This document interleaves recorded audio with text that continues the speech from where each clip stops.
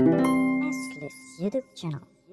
Oke, selamat siang semuanya ya. Jadi kita akan eh, coba apa ya? Saya akan coba membawakan materi The New Normal of ERP. Nanti mungkin kita ada sesi diskusi. Barangkali ada yang bertanya atau memiliki pendapat lain. Oke. eh, Nama saya Farid Afandi. Posisi saya sekarang sebagai Vice President Project Deliverables di PT Aselis Lentera Indonesia. Saya memiliki educational background, itu computer science dari Gajah Mada University. Lalu total working experience itu sampai dengan 2021 ini ada 15 tahun ya. 15 tahun itu ada 6 poin yang saya highlight yang related dengan ERP ini, yaitu SAP Business One SDK, Software Developer Kit ya, untuk yang tadi sudah dijelaskan oleh Pak Franky sebagai solusi ERP untuk small medium business. Jadi yang bukan enterprise, yaitu contohnya UKM ya, UKM atau perusahaan-perusahaan yang baru menapaki di medium bisnis gitu, jadi belum ke skala enterprise. Gitu. Lalu ada basis dan ABAPER, baru ini adalah di SAP yang enterprise. Ini juga basicnya developer juga ya. Basis ABAPER ini kalau di skala enterprise tadi yang dijelaskan oleh Pak Franky itu SAP R3, My SAP sampai SAP HANA. Nah, cuman pada saat waktu itu saya ada di generasi SAP R3. Jadi udah kebayang ya berapa tahun lalu ya. Gitu. Lalu di bisnis analis, tim leader, dan project manager untuk solusi ERP. Nah, solusi ERP-nya apa? Itu nggak hanya SAP, ada beberapa gitu ya, atau bagian kecil dari modul ERP juga. Nah, ini yang saya highlight selama 15 tahun working experience ini yang saya ambil bersinggungan dengan ERP. Oke, sebenarnya sebelum kita melangkah ke topik ERP new era ya, atau di sini yang kita bahas ERP post pandemic. Nah, ERP itu apa sih sebenarnya ya? Atau ERP sebelum post pandemic ya, yang saya bahas di slide ini, tradisional ERP. Nah, ERP itu apa sih sebenarnya gitu? Nah, sorry sebentar. Nah, ERP itu secara singkatan atau kepanjangan dari Enterprise Resource Planning. Nah, Enterprise Resource Planning ini adalah satu perangkat software yang berfungsi untuk mengintegrasikan data dari segala aktivitas bisnis. Ya, jadi semua aktivitas bisnis itu apa contohnya? Ya dari setiap bagian gitu. Karena dalam satu organisasi kan nggak hanya jualan aja, ada back office-nya, ada pembeliannya, ada inventory manajemennya gitu contohnya. Nah, dulunya itu ERP ini atau perusahaan yang memakai ERP ini hanya perusahaan yang berskala enterprise gitu. Jadi kenapa berskala enterprise? Karena dulu itu investasi untuk software atau sistem pada saat dulu itu sangat mahal gitu. Jadi hanya perusahaan-perusahaan yang memiliki kemampuan investasi untuk mengimplementasikan ERP gitu. Namun dengan beriringnya perkembangan zaman, teknologi makin maju dan cost-nya juga semakin murah, maka udah mulai populer nih di kalangan small medium business, UKM gitu. Bahkan yang sekedar punya supermarket kecil pun di daerah itu bisa menerapkan ERP ini gitu ya. Nah, sistem ERP ini itu memfasilitasi bisnis dan informasi-informasi real time gitu. Jadi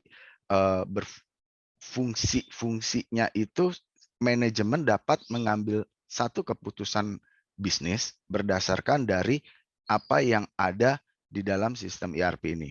Nah, pertanyaannya bagaimana kalau sistem ERP ini nggak ada? Apakah sebuah keputusan bisnis tidak bisa diambil? Tidak, gitu. Tetap kebutuhan bisnisnya atau keputusan bisnis bisa tetap diambil.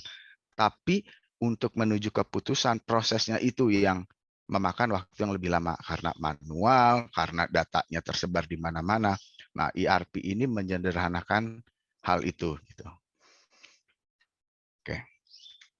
Nah, kita melihat sejarahnya ya, ERP. Sejarah kenapa sih ada muncul istilah ERP? Kenapa ERP itu sebuah sistem yang mencakup keseluruhan bisnis operasional dalam suatu perusahaan. Nah, kita melihat sejarahnya. Nah, sebenarnya istilah ERP ini itu sudah ada sejak tahun 1990 ya, diciptakan oleh Gartner Group gitu. Tapi kenapa di sini mulai dari 1960 udah ada ERP? Nah, menjadi pertanyaan. Istilahnya saja yang di tahun 1990 di-create oleh Gartner Group. Tapi secara konsep itu sudah ada sejak tahun 1960. Hanya konsepnya itu hanya untuk mengcover kebutuhan inventory management ya untuk mengkontrol di perusahaan manufaktur. Nah, berjalannya waktu menuju tahun 1970, nah ada pengembang software ini yang membuat program untuk memantau inventaris, rekonsiliasi saldo, dan status-statusnya itu sehingga berevolusi menjadi istilahnya MRP. Jadi dari konsep ERP yang kita namakan itu untuk menghandle inventory management itu beralih atau berevolusi menjadi MRP, yaitu Material Requirement Planning. Jadi masih belum MRP yang kita kenal di istilah zaman sekarang ya. Jadi masih Material Requirement Planning. Nah, Material Requirement Planning ini untuk mengcover kebutuhan produksi. Jadi perencanaan produksi, scheduling produksi. Gitu. Jadi monitoring, balance reconciliation untuk memenuhi kebutuhan produksi sehingga berubah menjadi material requirement planning. Nah, di tahun 1980 dari 1970 ke 1980 ini beralih menjadi MRP2. Nah, MRP2 ini yang kita kenal istilahnya zaman sekarang, yaitu Material Resource Planning. Nah, dalam peralihan ini fungsi-fungsi yang tadinya dikhususkan untuk penschedulan production atau rencana produksi, ini udah ada fungsi-fungsi lainnya seperti back office, keuangan, engineering, manajemen project, gitu ya. Udah mulai ada gitu sebagian gitu. Nah, dari tahun 1980 menuju 1990 ini dari material resource planning itu bertambahnya fungsi-fungsi yang tidak hanya mengenai production schedule tadi ya. Ada fungsi finance-nya, ada fungsi atau modul bahkan human resource-nya. Nah, di tahun 1990 inilah yang tadinya dikenal atau pertama kali tercetus nama ERP oleh Gartner Group tadi. Nah, beralih dari 1990 menuju 2000 itu mulai berkembang lagi si software ERP ini gitu. Jadi dari si Gartner Group ini melakukan pengembangan ya untuk proses-proses nggak hanya di manufaktur. Jadi satu software bisa dipakai semua kegiatan bisnis ya, baik itu yang di logistik, baik itu bisnis yang produksi, baik itu bisnis yang financing misalkan. Nah, itu dilakukan pengembangan oleh Gartner Group dengan tadi istilahnya ya, ERP ini sudah muncul menjadi perusahaan-perusahaan udah mengenal istilah, udah bukan sistem per sistem, tapi ini ERP gitu ya. Nah, di antara 1990 sampai dengan 2000 ini, apa ya, jadi banyak perusahaan yang mengadopsi dari sistem lama mereka menjadi sistem ERP. Jadi, awalnya kenapa? Awalnya itu adanya permasalahan komputer pada saat Y2K, ya, dan pengenalan euro yang akan segera terjadi di rentan waktu tersebut, gitu. Jadi, perusahaan-perusahaan yang udah ada itu memilih untuk merubah, atau menginvestasi dari yang sistem mereka existing, berubah menjadi mengadopsi solusinya ERP, gitu. Nah, eee, setelah itu dari 2000 ke 2014 itu, banyak banyak perkembangan lagi ya di ERP, mulai mulai adanya apa sih, internet, ERP yang, cloud base gitu, tapi masih sebagai, ERP yang oke, ini ada ERP, cloud tidak di lokasi, tapi bisa digunakan sebagai solusi ERP gitu. Nah, di tahun 2014 itu juga berkembang lagi ERP, ada istilah FRM atau Financial Risk Management, SCM, Supply Chain Management, CRM, Customer Relationship Management, MRP, itu Material Resource Planning. Nah, di saat ini juga dari sistem ERP sudah mulai mengenalkan ERP SaaS atau Software as a Service gitu. Jadi kita tidak perlu menginvestasi biaya implementasi, biaya investasi untuk hardware-nya, untuk servernya, tapi kita di investasinya dalam bentuk, oh saya mau pakai ERP ini dengan bisnis proses seperti ini, license per atau subscribe ya per usernya per bulannya berapa. Jadi itu benar-benar meredus jauh secara cost-nya. Oke. Nah, siapa sekarang yang menggunakan ERP gitu ya? Pada zaman dahulu atau pada awalnya memang ERP itu diciptakan untuk perusahaan-perusahaan manufaktur ya, terutama di bagian produksi. Nah, tapi dengan beriringnya perkembangan teknologi dan dari software manufaktur tadi menjadi ERP, sebuah solusi software untuk segala bisnis, maka yang bisa menggunakan ERP ini adalah berbagai macam bisnis di lini apapun. Jadi ini contohnya di service and consulting seperti asuransi, lalu di teknologi, perusahaan teknologi, misalkan seperti kita nih Aselis menggunakan ERP, ya emang kita pakai ERP juga gitu. Sorry.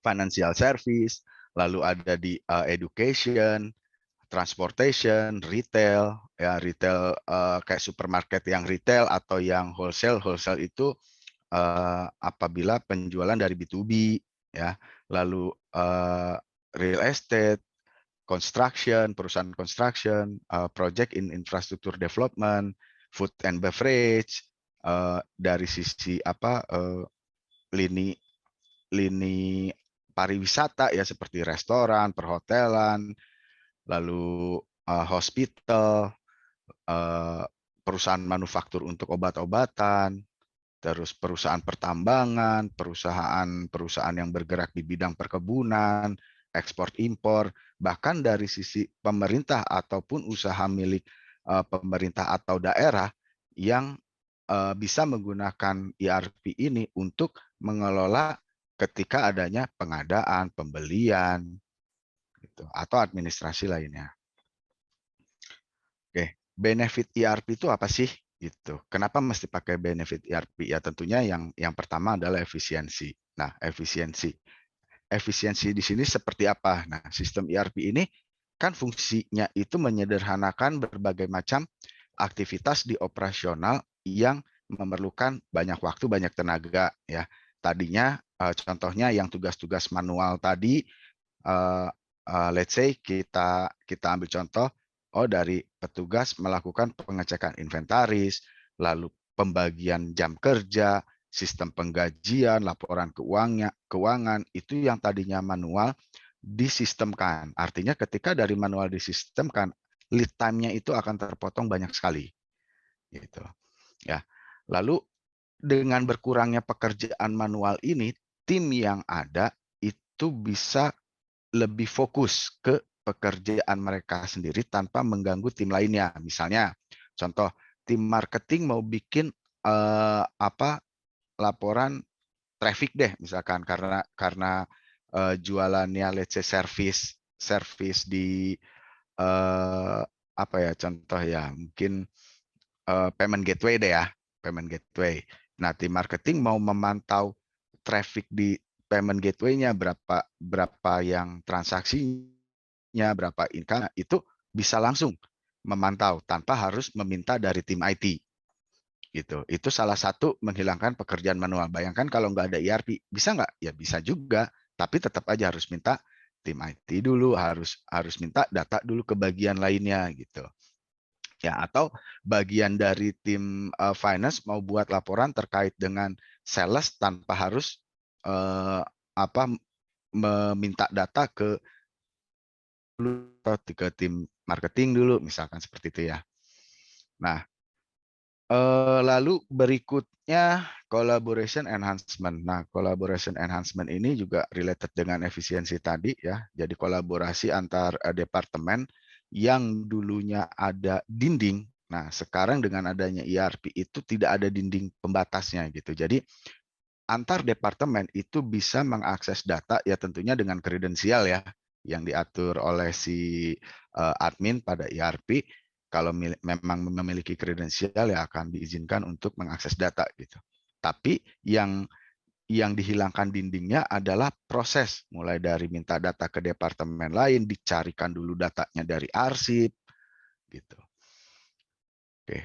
Terus reduce operational cost. Nah, ini juga membantu sekali dalam menghemat biaya operasional ya, karena sebagian aktivitas operasional itu diotomatisasikan gitu. Jadi berbagai macam kendala, gangguan, kerusakan itu dapat dibuat preventive action-nya atau diantisipasi dengan baik. Itu jadi seluruh pekerjaan kompleks yang diselesaikan lebih cepat juga. Jadi ini juga mengurangi lead time juga. Nah, contohnya misalkan kalau dari HR pada masa payroll data mulai dari collect data sampai proses penggajian yang biasanya makan waktu seminggu sebelum tanggal transfer. Dengan adanya ERP ini artinya setelah data di-input tinggal proses nunggu sejam 2 jam selesai. Gitu. Ini salah satu contoh. Nah, itu salah satu contoh yang pekerjaan kompleks ya, bukan hanya itu aja. Jadi yang di ERP ini yang memerlukan logaritme, lalu analytical proses itu dengan sistematisasi ini itu dapat dilakukan dalam hitungan waktu yang relatif singkat gitu. Nah, security. Nah, security ini juga tadi juga udah saya sampaikan sedikit di bagian collaboration enhancement. Nah, security ini ERP ini memiliki kontrol untuk pembatasan ya atau fitur untuk pembatasan mencegah pelanggaran data. Misal tadi karena datanya itu terletak dalam satu tempat yang terpusat atau satu titik terpusat, jadi semua alur keluar masuk data memang dapat dimonitor. Jadi ketika ada pelanggaran data, kalau memang tidak diberikan akses maka itu tidak mungkin terjadi. Gitu ya. Jadi ini lebih di bagian security-nya. Nah, admin ERP ini yang bertanggung jawab untuk memberikan hak akses terhadap masing-masing usernya gitu. Nah, apabila seperti ada bisnis user yang memang keluar, maka admin dapat dengan segera mungkin mencabut hak aksesnya. Ketika ada bisnis user yang baru masuk, admin dapat segera mungkin memberikan akses kepada bisnis user tersebut. Lalu accurate business forecast. Nah, ini salah satu hal yang paling krusial ya untuk sebuah perusahaan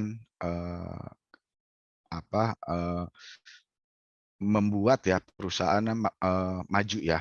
bisnisnya. Jadi itu dari apa forecast yang tepat ya. Jadi perkiraan ya, baik itu dari perkiraan income, baik itu dari perkiraan cost, baik itu dari perkiraan investasi. Nah, itu menjadi kunci satu perusahaan tersebut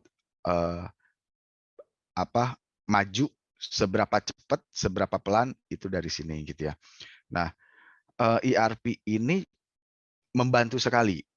Kenapa? Kenapa bisa membantu dalam mengakurasi bisnis forecast? Karena data yang disimpan di dalam ERP itu bersifat konsisten. Ya, jadi tidak adanya inkonsisten data. Karena apa? Ya dari transaksional yang memang sudah terjadi sebelumnya, gitu ya. Jadi report-report yang dikeluarkan untuk pemangku kepentingan dalam perusahaan itu dapat dikeluarkan dengan cepat, gitu, dan konsisten. Jadi ini sangat membantu bagi pemangku kepentingan untuk take decision berdasarkan forecast yang dikeluarkan oleh ERP, gitu. Oke, ERP modul, gitu. Jadi kalau tadi udah dijelaskan secara harfiah ERP itu apa, nah mungkin dari teman-teman ya punya bayangan ERP apa sih, sistem yang selama ini kita buat itu ERP bukan sih, gitu. Nah, ERP yang kita sebut ERP ini adalah secara harfiah kan tadi semua satu sistem yang mengcover semua kegiatan bisnis perusahaan secara bisnis ya. Mulai dari modul finance, procurement, manufaktur, inventory management, order management dan lain sebagainya gitu. Bahkan sampai dengan eh, apa ada marketing automation ya, dengan perkembangan zaman ini sampai ada marketing automation. Nah,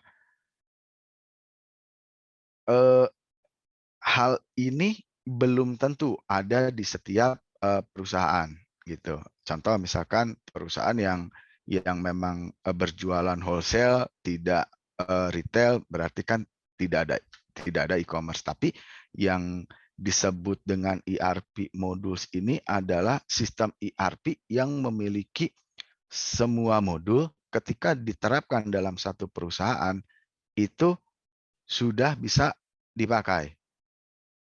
Gitu. Jadi software ERP itu seperti itu ya. Jadi antar antar bagian atau divisi yang related dengan bisnis ya, seperti penjualan, pembelian itu bisa langsung terintegrasi yang akan berujung ujung-ujungnya itu di finance and accounting gitu ya. Nah, kalau ditanya yang sejauh ini kita buat di Aselis itu ERP bukan sih? Kita belum bisa bilang, oh ini full ERP, belum. Gitu. Hanya sebagian dari ERP. Gitu. Tapi ketika kita terapkan di satu perusahaan, itu bisa jadi ERP? Nggak bisa. Kalau memang perusahaan tersebut hanya kebutuhan yang ERP itu ya memang hanya seperti itu. Misal, contoh kalau perusahaan bergerak di bidang apa ya, yang lebih simpel contohnya ya, logistik deh ya, logistik ada pembelian nggak ya? Ada pembelian aset gitu ya. Tapi untuk sellingnya itu kan lebih ke jasa untuk melakukan logistiknya, yang memang di ujungnya ada di eh, apa namanya finance tadi gitu ya. Nah, sistem logistik itu bisa kita sebut ERP nggak? Selama itu memenuhi kebutuhan dengan bisnis user dalam satu perusahaan yang mengcover semua kebutuhan baik dari sisi apa penjualan, pembelian sampai dengan accounting-nya, yaitu kita sebut ERP. Oke. Nah, sekarang kita ke bagian new normal ERP eranya nih. Jadi yang terutama yang post pandemic tadi sudah kita bahas secara historicalnya, itu di tahun 2000 ada ERP menjadi ERP 2, 2014 itu semakin banyak modulnya, ada tambahan modul, ada ERP as service. Nah, sekarang masuk di 2020 dan seterusnya, ERP post pandemic gitu ya. Jadi ERP kalau di kita ya, atau di Indonesia itu Maret 2020 ya, kita pertama kali terimpact COVID ya, walaupun sebenarnya kasus pertama itu ditemukan sebelum Maret ya. Nah, ERP setelah pandemik ini bagaimana situasinya atau bagaimana nanti perkembangannya gitu. Jadi kita sebelum sebelum sebelum terkena pandemik ini ERP ini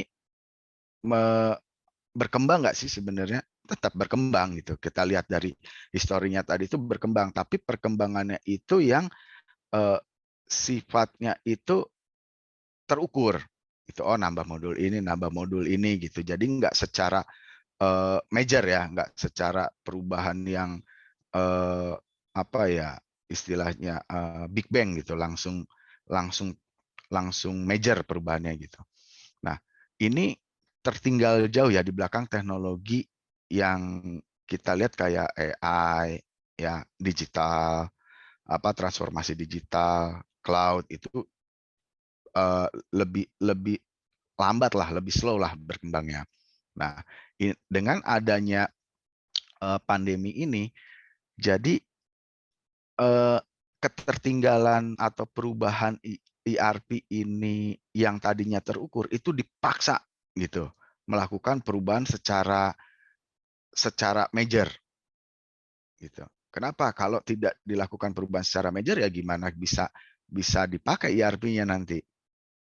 Ya, kita bukan kita aja ya, seluruh dunia yang terkena COVID ini nggak boleh ada aktivitas di kantor ya. Sedangkan ERP tradisional itu servernya di sana, melakukan aktivitas juga harus datang ke kantor. Ketika itu terjadi harus work from home, ya ERP-nya ya nggak bisa terpakai, ERP nggak bisa kepakai ya jadinya juga data yang di dalam ERP juga tidak bisa terfulfill. Akhirnya apa ya pengaruh juga ke business decision gitu ya. Eh, COVID-19 ini memang benar-benar memaksa ya perubahan secara major ya. Eh, memaksa untuk ERP ini berkembang gitu. Berkembang gimana?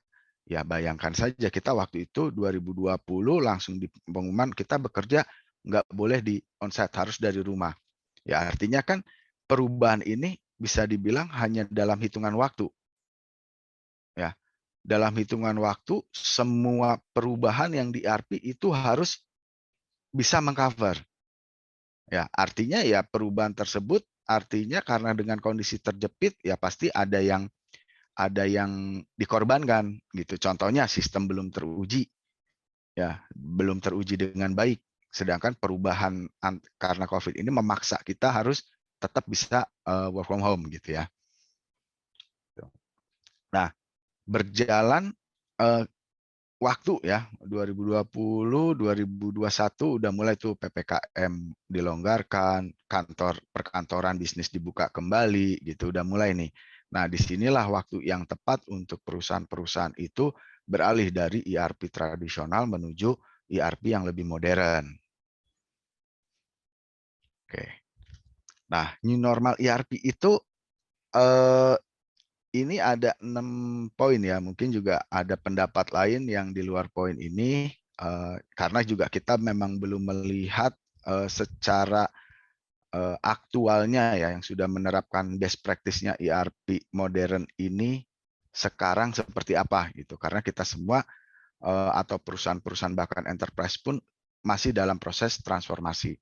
Ya, jadi ada apa ya, transformasinya pun dipaksa agile ya, step by step gitu, nggak bisa langsung nunggu nunggu investasi implementasi baru dipakai di 2022 misalkan ya, bekerja work from home-nya jadi selama 2020-2021 tidak bisa dilakukan kalau gitu kan, jadi harus dipaksa agile ini gitu.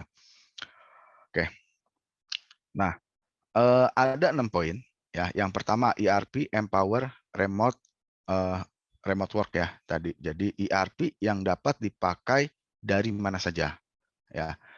Elevating ERP to the cloud. Jadi ERP yang sekarang di on premise itu dimigrasikan ke cloud. Ya, cloud ini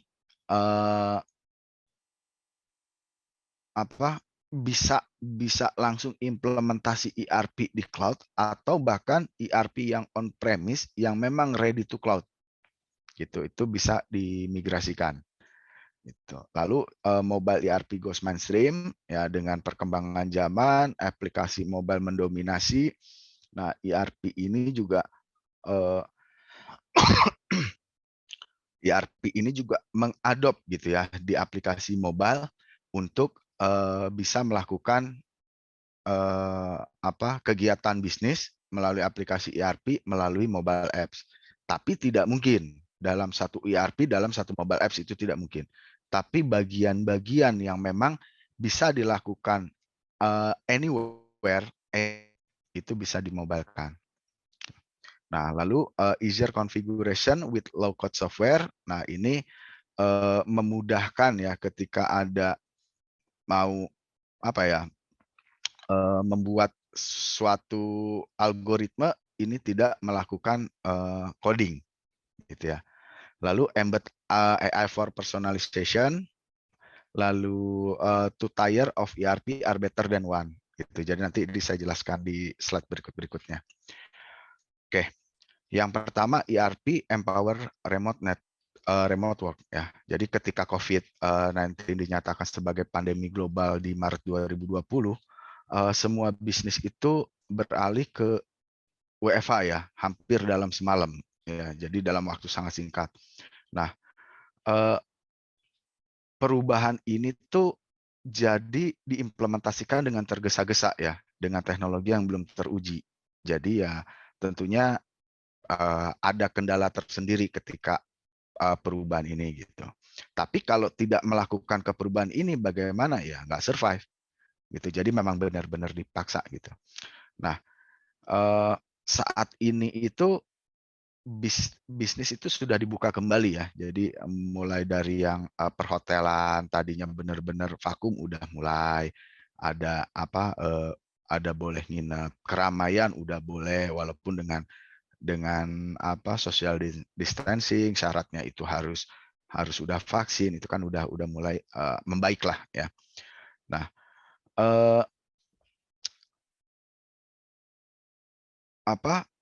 WFH ini itu memaksa ERP ini diimplementasikan itu dengan model hybrid ya, artinya yang harus di kantor terutama produksi ya memang harus datang, tapi untuk hal-hal yang bisa dilakukan anywhere itu juga harus sudah bisa mulai diterapkan gitu. Jadi untuk mendukung ini banyak nih ya, salah satunya juga contohnya di customer kita ya, di customernya Aselis yang tadinya kita bekerja harus di onsite, kita sebagai vendor udah boleh melalui remote dengan contohnya VPN untuk security-nya gitu kan ya.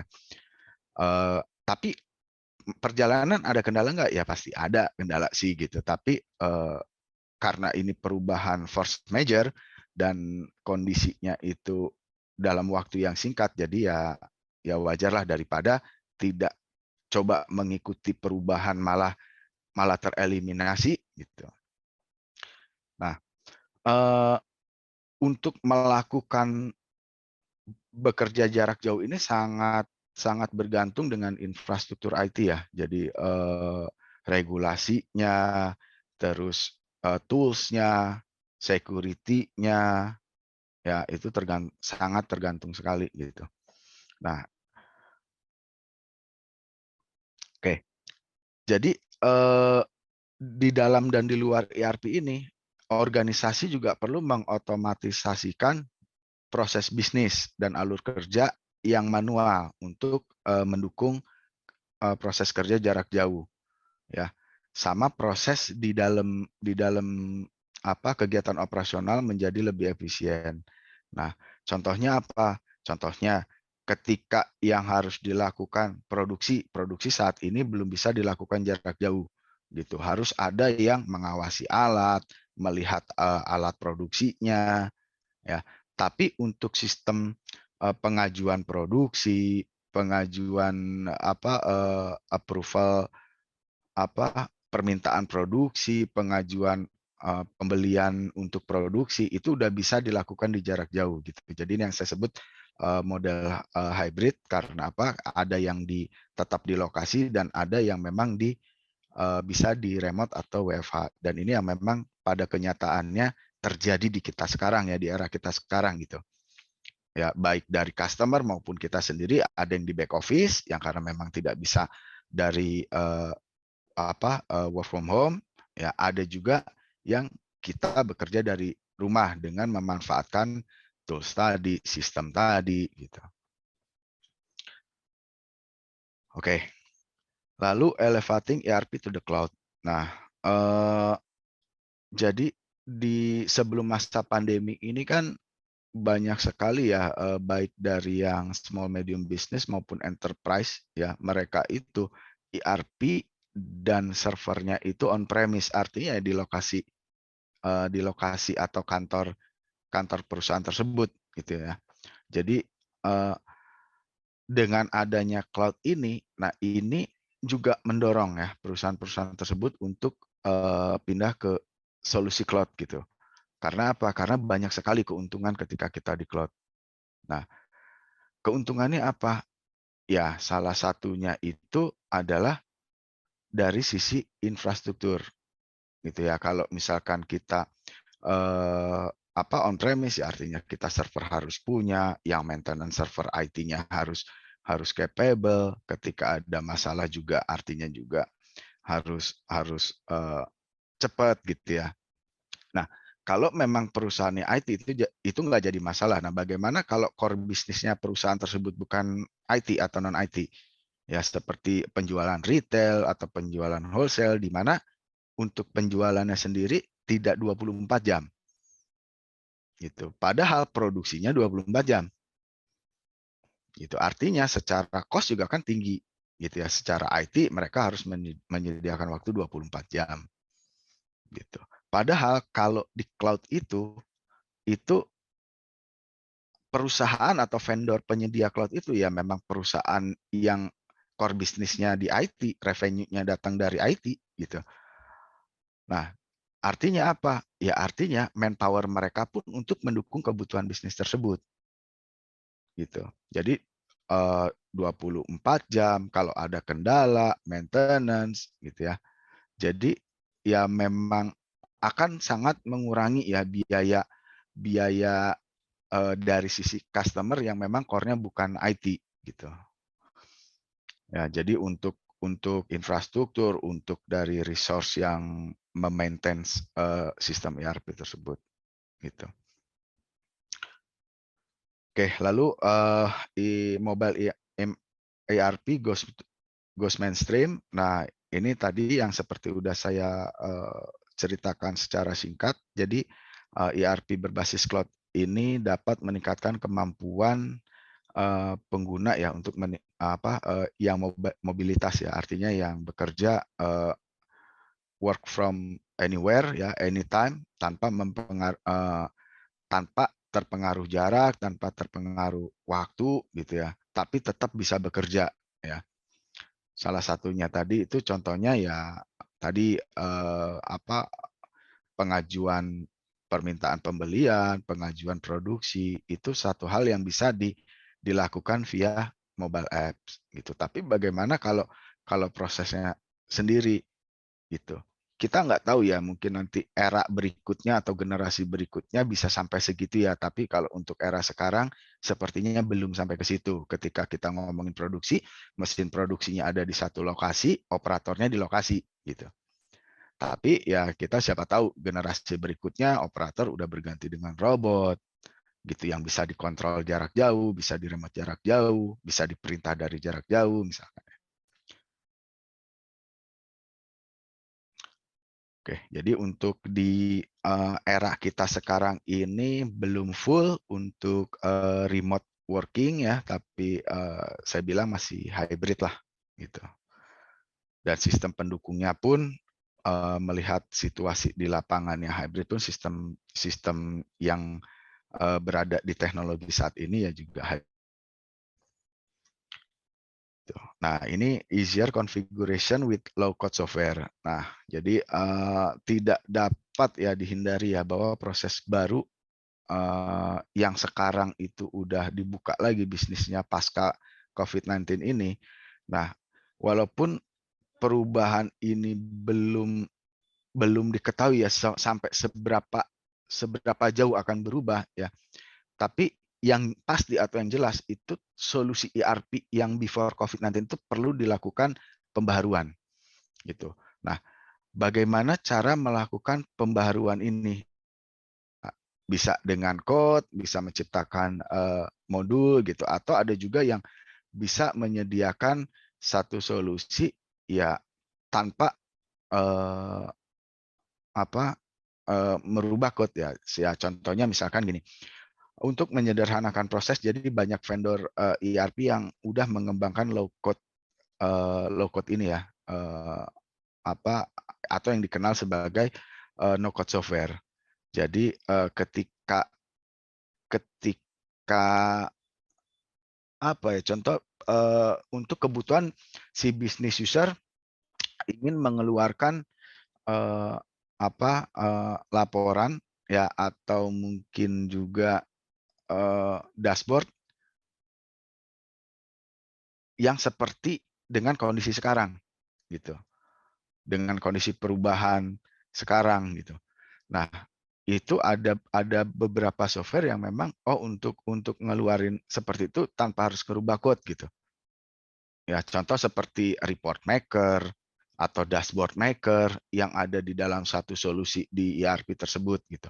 Jadi ada user ya tinggal klik and drag untuk membuat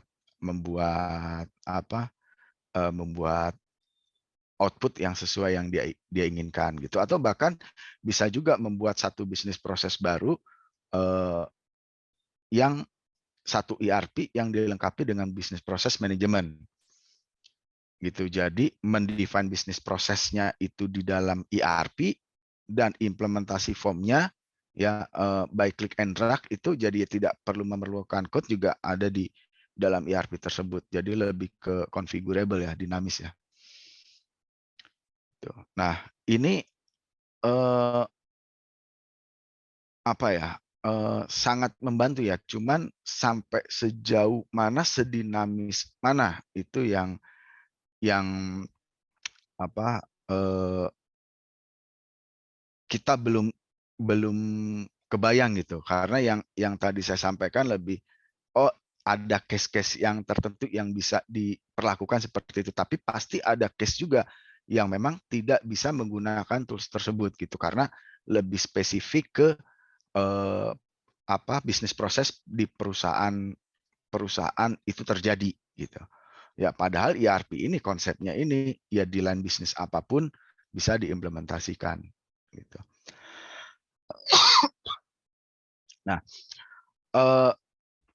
terlebih lagi ya di beberapa vendor ERP ini yang menawarkan low code software ini atau lebih dikenal dengan no code software ini juga menyediakan cara mudah dengan menambahkan machine learning ya dan AI dan analitik lah ke solusi ERP. Gitu. Nah, contohnya AI dan machine learning itu ya misalkan chatbot, pertanyaan-pertanyaan yang mendapatkan jawaban, si ERP mempelajari dari jawaban-jawaban yang sifatnya kalimat gitu ya, dinilai kalimat tersebut positif atau negatif. Ya, ini embed AI for personalization. Jadi tadi ya artificial intelligence dan machine learning ini dapat diintegrasikan ke ERP untuk mencapai personalisasi dan peningkatan proses bisnis gitu. Namun banyak perusahaan yang belum tahu untuk memulai bagaimana dengan AI terhadap ERP gitu ya. Jadi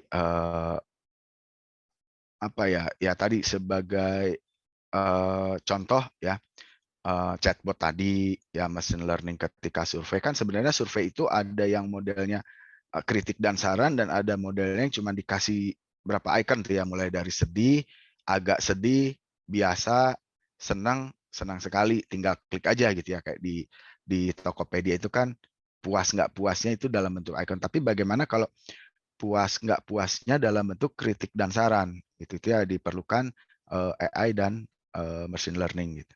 Nah, AI dan machine learning ini sebenarnya dua hal yang berbeda. Tapi machine learning ini ada salah satu bagian dari AI atau artificial. Gitu. Nah, tadi juga disebut oleh Pak Franky di SAP sudah mulai menerapkan machine learning ya untuk meng-create invoicing, meng-create penawaran berdasarkan apa? Berdasarkan behavior dari data sebelumnya. Nah, behavior data sebelumnya itu apa?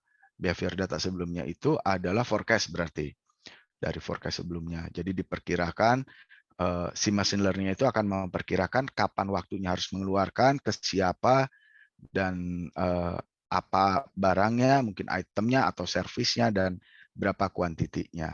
Yang tadinya keputusan itu dilakukan berdasarkan forecast oleh si pemangku kepentingan atau dari manajemen lah, let's say ya. Nah, dengan ERP memiliki machine learning ini, artinya dari sistem mensuggest ini udah siap dikeluarkan gitu. Tinggal dari pemangku kepentingan yes atau no, dan itu bisa dilakukan di manapun gitu. Oke. Berikutnya, why two tiers of ERP are better than one. Jadi ERP sebelumnya itu ya ERP ini satu tier ya. Jadi untuk eh, apa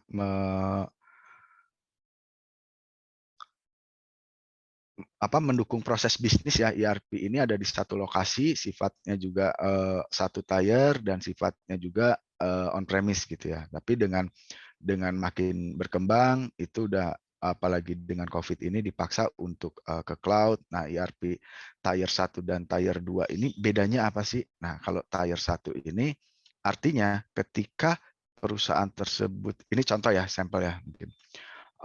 Satu perusahaan tersebut sifatnya global atau internasional. Artinya head office-nya ada di Indonesia, punya cabang di Singapura, di Malaysia, dan di lain sebagai di beberapa tempat lah gitu. Nah, artinya apa? Kalau diterapkan dalam satu tier aja, itu tidak memungkinkan. Yang pertama, mata uangnya berbeda. Yang kedua, regulasi teksnya berbeda, ya. Yang ketiga, regulasi bisnisnya pun bisa berbeda, gitu. Dari regulasi pemerintahannya bisa berbeda, dari regulasi bisnisnya bisa berbeda. Nah, dengan adanya two tier ini, artinya apa? Di tier pertama adalah yang di head office-nya atau yang menjadi sentral, gitu. Nah, di tier 2 ya tentunya ya implementasi ERP dengan kebijakan atau bisnis proses yang mengikat di aturan di daerah tersebut, gitu ya. Nah, tapi apakah dari ERP pusat tidak bisa mengetahui, oh berapa sih cost di negara sana? Karena dianggap sebagai cabang kan, berapa sih revenue dari negara mana, tetap bisa, artinya terhubung, tersentral. Nah, itulah yang disebut dengan dua tier. Gitu. Artinya dua sistem ERP diimplementasikan di dua tempat berbeda dengan bisnis core atau bisnis role yang sama, tetapi memiliki batasan-batasan karena regulasi ataupun ya hal lainnya yang terjadi di masing-masing. Gitu. Jadi kalau ini sih saya banyak menemukan ya dari dulu sampai sekarang itu lebih ke regulasi pajak sih, gitu ya. Kayak faktur pajak, kalau dari luar atau negara lain kan lebih simpel ya, teks ya udah 10% selesai. Gitu. Kalau di Indonesia ya banyaklah hal-hal yang istilahnya even itu SAP, Microsoft Dynamics, ERP yang memang benar-benar udah skala mahal dan besar, kelas enterprise, begitu masuk ke Indonesia kita ngomongin masalah pajak atau masalah ya sederhana lah payroll lah, PPh 21, nggak bisa langsung tinggal pakai, pasti perlu custom tuh, gitu ya, saking jelimetnya lah gitu ya. Oke, paling sekian sih yang dapat saya sampaikan. Saya kembalikan ke moderator. Oke, terima kasih banyak Pak Farid atas ilmu barunya mengenai ERP di New Normal. Oke, langsung aja saya buka sesi tanya jawabnya. Silakan bertanya ya. Mungkin dari Kak Retno mau diskusi mengenai tren Go Digital ini yang ada di kolom chat. Boleh open mic-nya, Kak. Oke, tadi sedikit komentar sih karena Pak Farid bilang kan Yes. semuanya go digital ya Pak ya. Ya. Berbicara ERP emang ini kan kompleks ya, sebuah sistem yang kompleks end to end. Dan yang Aselis bangun mungkin adalah potongan-potongan dari itu. Nah, ketika tadi perusahaan udah mulai go digital dan semuanya udah pada mulai menggunakan cloud system nih. Nah, sekarang sepertinya challenge-nya adalah kita mencari software as a service, Pak. Kayak saya salah satu contoh pelaku UMKM ya. Nah, sekarang tuh sulit banget mencari SaaS produk yang menyediakan ERP. Adapun itu potongan-potongan sehingga saya harus banyak memaintain di aplikasi-aplikasi kecilnya. Gitu sih, mungkin Aselis bisa bisa ikut serta di tren tersebut ya Pak Matis ya. Mungkin ini ya, saya coba tanggapin dulu ya. Software as a service ini kan sebenarnya sebelum pandemi pun udah digaungkan ya. Udah mulai tumbuh ya, baik dari ERP maupun yang bagian-bagian kecil ya, non ERP, misalkan human resource. Itu memang tercipta itu kan karena persaingan. Ya, pada saat itu persaingan. Jadi yang tadinya ada biaya license, biaya implementasi, ya biaya pemeliharaan dengan SSAS ya ada berapa headcount kalau untuk aplikasi HR dan ada berapa user kalau untuk aplikasi biasa yang di-maintain atau yang menggunakan sistem subscribe per bulan berapa gitu ya, sesimpel itulah gitu. Nah, tapi bagaimana sistemnya? Ya tentunya belum satu full ERP karena memang kita yang seperti saya bilang tadi dengan kondisi kita sekarang itu masih hybrid.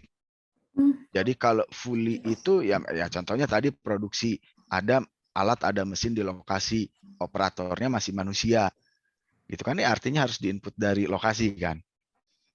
Artinya si usernya juga masih tetap ke lokasi ya untuk pengajuan dan apanya yang bisa dari mobile atau dari luar. Gitu. Jadi memang zaman sekarang itu yang masih hybrid tadi. Jadi menjawab tadi yang Retno sampaikan ya, itu belum ada keseluruhan satu proses ERP. Nah, balik lagi sih ke kegiatan bisnisnya seperti apa gitu.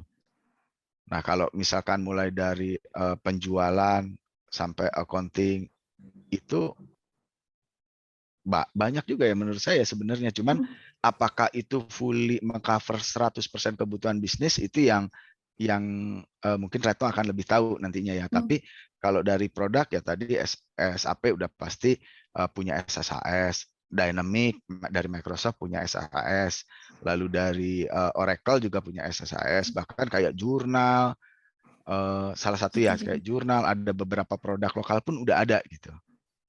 Nah, tinggal lihat apa yang mereka jual as a service dengan apa yang dibutuhkan itu meet 100% atau enggak. Iya, setuju sih Pak, matching atau enggak ya. Yes, betul. Kalau mau 100% matching ya itu harus customize. Iya, betul. Oke, ini tuh dari saya. Oke, terima kasih. Semoga menjawab pertanyaan Karno ya. Sekarang ada Kak Stella nih yang menanyakan, sebenarnya skill dasar yang diperlukan untuk menerapkan ERP itu apa sih? Mungkin minimal as analis. Boleh dijawab Pak Farid? Skill dasar analis ya, gini nih, ini kita pisahkan gini, Tel ya. As analis untuk ERP itu skill basicnya apa?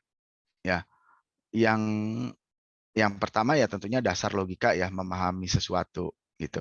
Tapi as konsultan ERP itu harus memiliki dasar bisnis. Karena apa? ERP itu satu bisnis proses besar di satu perusahaan.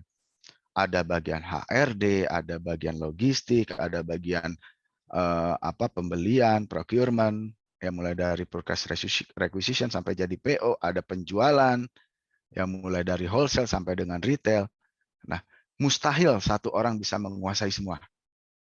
Ya, kenapa? Itu makanya konsultan SAP itu nggak ada satu orang itu sebagai Superman menguasai semua.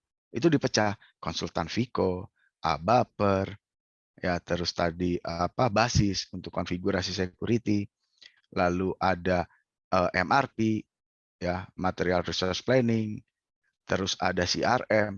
Itu masing-masing konsultan itu pegang satu, gitu, dan spesialis di situ. Nah, dasarnya apa untuk bisa menjadi analis di bagian masing-masing tadi, gitu ya. Jadi kita ada tier paling tingginya satu perusahaan itu banyak bisnis proses, ya. Ke tier 2 itu masing-masing bisnis proses, ya, HRD, terus tadi accounting, finance accounting, ya, kontrak accounting beda lagi ke banking, terus tadi MRP, material resource planning, customer relationship management, itu masing-masing di tier 2. Nah, si konsultan ini berdiri di mana? Berdiri di masing-masing tadi, gitu, yang memang spesialis.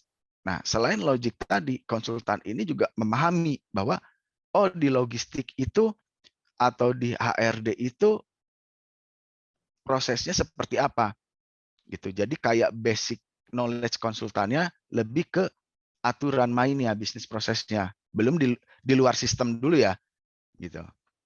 Jadi kalau contoh nih, kalau HRD jadi konsultan SAP HRD, SAP HR, ya, itu harus tahu apa? Ya harus tahu HR sendiri banyak loh.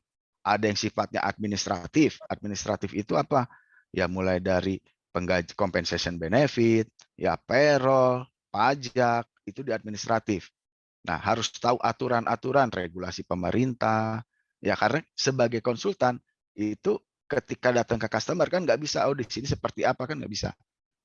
Kita bawa dengan best practice. Gitu. Jadi ketika customer situasinya di seperti itu, kita punya judgment yang dilakukan si customer ini best practice atau enggak. Ketika kita say it's not best practice, kita harus punya pendukungnya. Regulasi pemerintah seperti ini loh. Perusahaan best practice menerapkan dengan case seperti ini loh, gitu ya. Jadi dari knowledge base-nya di setiap modul atau di setiap bagian, gitu. Lalu salah satunya tadi itu baru bagian kecil administrasi dari HR. Ada lagi, yaitu apa? Yaitu dari bagian strategiknya. Strategik itu apa? Strategik di HR itu ya mulai dari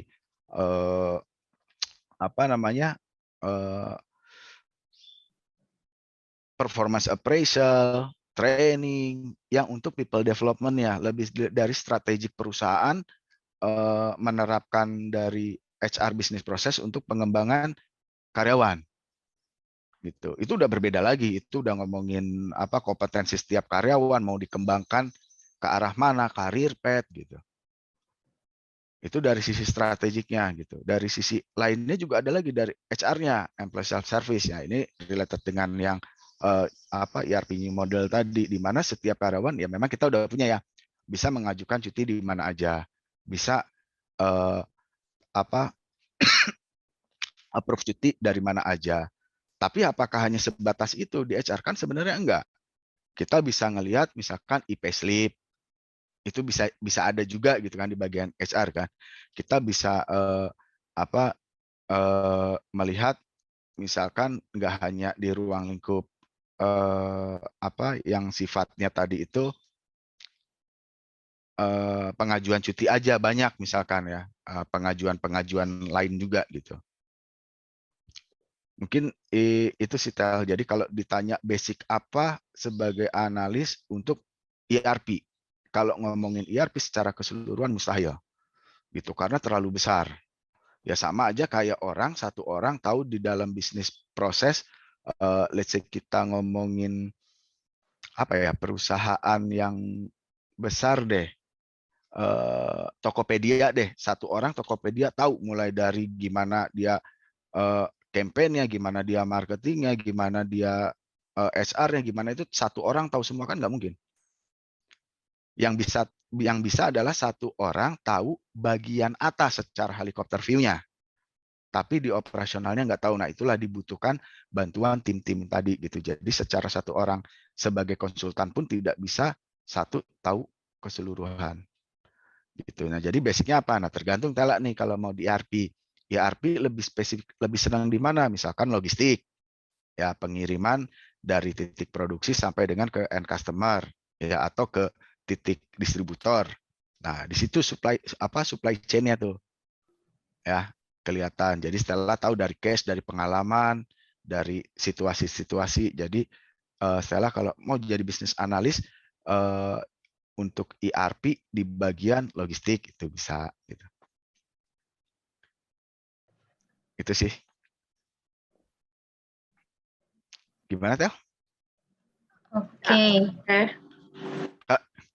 Atau mau ngomong lebih ke personal lagi, itu nanti kita bisa atur waktu lah, lebih privasi lah. Ya intinya ya minimal ada logic dasar, logic skill, IQ lah istilahnya, juga knowledge dan kompetensinya masing-masing kan. Iya betul. Ya, oke Pak, siap. Oke. Terima kasih Kak Stella.